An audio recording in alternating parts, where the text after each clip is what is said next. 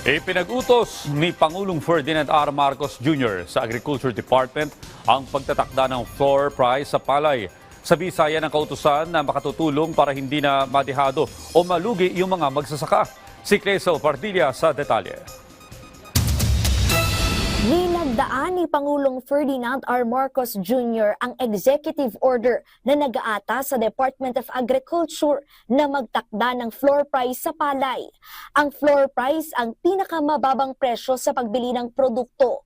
Layo nitong iwasan ang pamamarat sa presyo ng palay na dumedehado at nagpapalugi sa mga magsasaka. Yung pag-set ng floor price ay mag-ensure ng reasonable income para sa ating mga magsasaka. Pinakamaganda to para sa ating mga magsasaka na hindi na maulit yung mga pang-aabuso sa kanila ng mababang presyo. The DA shall ensure a fair return of investment of farmers on a regional level by recognizing regional variance in production cost, market conditions, and profit margin. Ayon sa Samahang Industriya ng Agrikultura, lumagapak sa 10 piso ang kada kilo ng palay. Plano yang iangat ni Agriculture Secretary Francisco T. Laurel Jr. sa pamamagitan ng floor price. 17 piso para sa basang palay, 21 piso sa tuyo. Target ilabas ang floor price sa susunod na linggo. Sakop nito ang national government agencies at mga lokal na pamahalaan. Pinalakpakan ng sinag ang hakbang ni Pangulong Marcos, pero limitado lamang aniya sa mga sangay ng gobyerno ang floor price at hindi sakop ang mga trader at miller na kumukontrol sa 75% ng produksyon ng mga magsasaka at nagdidikta sa presyo ng palay at bigas. Apela ng grupo, dagdagan ang pondo ng mga ahensya ng gobyerno para lumawak ang pagbili ng palay mula sa mga magsasaka.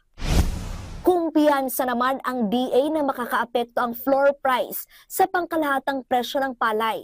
Alinsunod kasi sa Executive Order No. 101 na inilabas din ni Pangulong Marcos, pinalakas ang sagip sa kalo. Binigyang mandato ang pamahalaan na direktang bumili ng mga produktong agrikultura sa mga rehistradong magsasaka at mga kooperatiba. Yun yung magbibigay ng konting puwersa o lakas para sa mga national government agencies beyond NFA, beyond DSWD.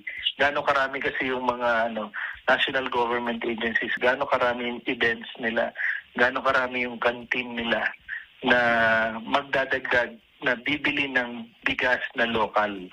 So yun yung maganda doon. Ilan sa mga ahensyang bumibili ng direkta sa mga magsasaka ay ang Department of Social Welfare and Development. Karaniwang galing sa mga kooperatiba ang mga gulay at bigas na ipinamamahagi sa Walang Gutom Program. Cresel Pardilla para sa Pambansang TV sa Bagong Pilipinas.